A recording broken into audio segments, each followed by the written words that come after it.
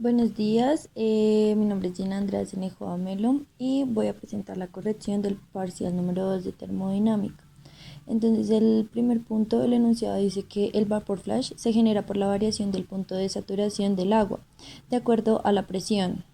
Y lo que nos pide calcular acá es el porcentaje de vapor flash para una aplicación donde el vapor opera a 70 psi en la ciudad de Bogotá. El primer punto lo primero es cómo transformar todo a presiones absolutas. Entonces nos dice que está operando a 70 psi en Bogotá, lo que sería sumar la presión de operación más la presión atmosférica, donde nos daría 80.84 psi absolutos. Luego el enunciado también nos dice que tenemos que sacar la entalpía del agua saturada a, a presión absoluta.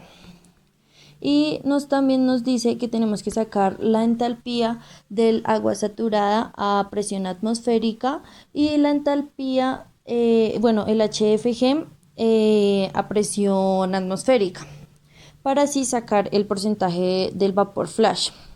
Entonces, ya después de tener estos datos que interpolamos de las tablas, nos dice que 658.020 menos 384.061 sobre 2.278.800 nos daría igual a un 0.12, que multiplicamos por 100 y nos daría igual a un 12%. A continuación, el segundo punto nos dice que cuál será la reducción de presión del flujo másico de vapor de 340 libras sobre hora y una presión de operación de 800 kilopascales absolutos, con una calidad del 97.4% para obtener una calidad del 99%. Entonces, el enunciado nos da tres datos, que sería el flujo másico 340 libras sobre hora, la presión 800 kilopascales absolutos, una calidad de 97.4% y una calidad a la que queremos llegar que sería del 99%. Entonces, lo primero que hay que hacer para poder buscar los datos en las tablas sería pasar la presión absoluta a presión manométrica. Entonces, habría que a 800 kilopascales absolutos restarle la presión atmosférica, que sería la que es a nivel del mar, que sería 101.3 kilopascales, para que deje de ser absoluta. Entonces, tenemos que la entalpía de X es igual a HF más HFG. Y eso nos daría igual a 271 a 2.714.252 julios sobre kilogramo. También sabemos que la expansión es isoentálpica. Por medio de las tablas se determina que esta presión estaría entre un rango de 250 a 300 kilopascales. El tercer enunciado nos dice que cuál es el ahorro de energía en kilowatts si 400 libras sobre hora de un condensado retorna a la caldera a 90 grados Celsius y una presión atmosférica de Bogotá, considerando que al principio se calienta desde 20 grados Celsius hasta una presión de 200 kilopascales absolutos. Entonces, lo primero que vamos a hacer acá es transformar. Bueno, tenemos entonces que es un flujo másico de 400 libras sobre hora a una temperatura de 90 grados Celsius y una presión atmosférica de Bogotá que sería 74.660 pascales. La condición inicial del condensado sería a una temperatura de 20 grados Celsius a una presión de 200 kilopascales absolutos y sabemos que a esa temperatura de saturación para el vapor sería 120.23. Transformamos aquí el flujo másico a una unidad de kilogramos sobre segundo de agua. Y entonces sabemos que la energía se calcula mediante el flujo másico por el Cp del agua por la diferencia de temperaturas y eso nos da la energía consumida. Tenemos que la energía inicial sería 0.05 por el CP del agua, que es siempre 4184, es una constante, y la diferencia de temperaturas iniciales, que sería 120.23 menos 20 grados Celsius. Eso nos daría igual a 20.968 watts. Y tenemos que calcular también la energía que consume durante el retorno. Pero en este segundo cálculo cambiamos la temperatura inicial porque sabemos que está a 90 grados Celsius volviendo a la caldera. Lo que nos daría un consumo de energía de 6.324. Para calcular el ahorro, hacemos la resta entre la energía inicial y la energía de retorno consumida, lo que nos daría 14.643 watts, que si lo pasamos a kilowatts nos daría 14.6. Este enunciado nos dice que determina el consumo de gas natural en metros cúbicos sobre hora si el poder calorífico es de 40 megajoules sobre metro cúbico en una caldera que opera con las siguientes características. Entonces nos da unas condiciones iniciales y unas condiciones como de operación. La condición inicial sería una presión de 100 kilopascales a una temperatura de 20 grados Celsius y la presión del vapor está a 600 kilopascales absolutos, una calidad de 87.5 y un flujo másico de 700 libras por hora. Como en el ejercicio anterior, lo primero es transformar el flujo másico a unidades de kilogramos sobre segundo, donde nos daría 0,088. También ya sabemos que la energía total o la energía consumida sería la suma de las energías durante el proceso. Entonces tenemos que la energía total sería la energía consumida durante el calentamiento más la energía consumida durante la evaporación. Pero la energía consumida durante la evaporación la calculamos como el flujo másico por el HFG del vapor.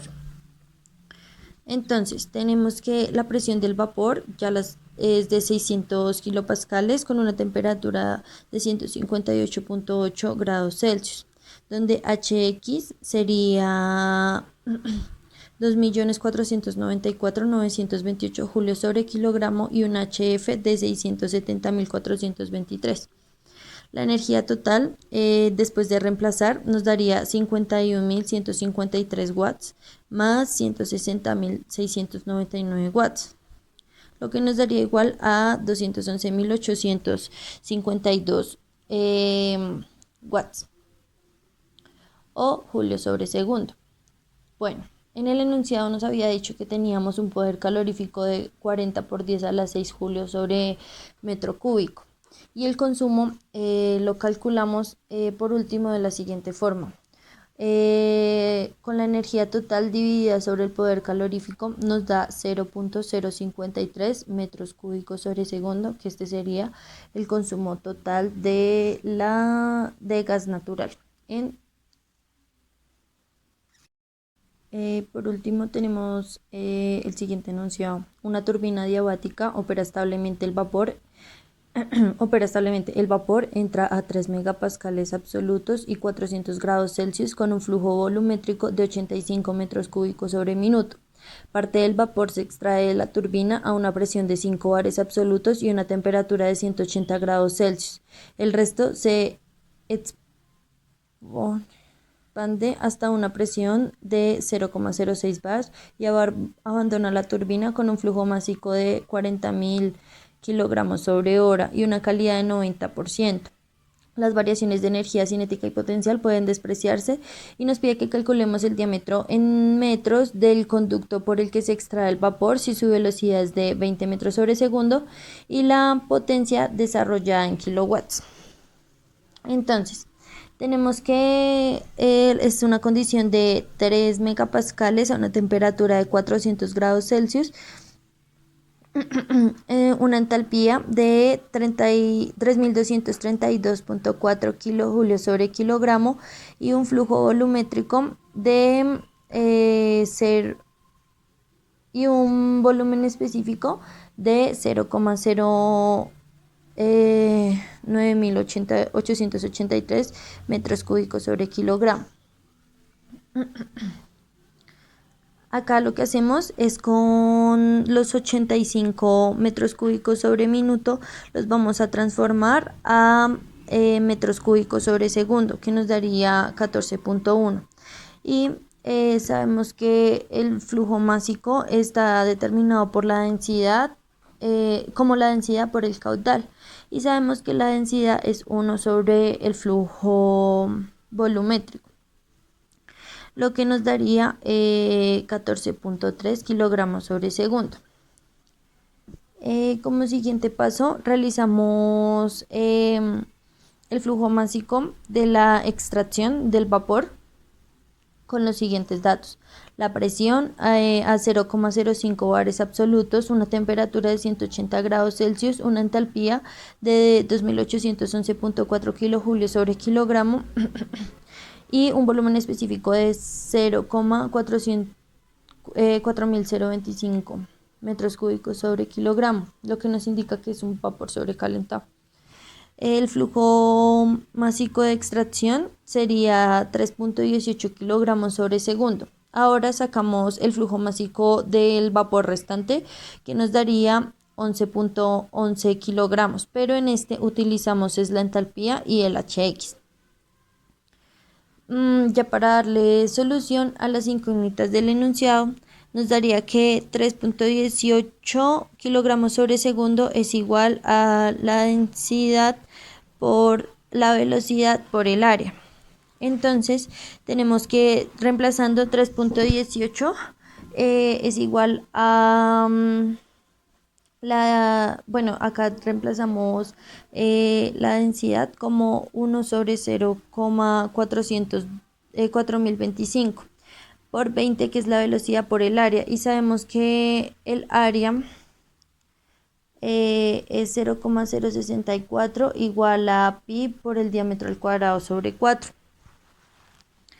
Entonces tenemos que el segundo punto sería,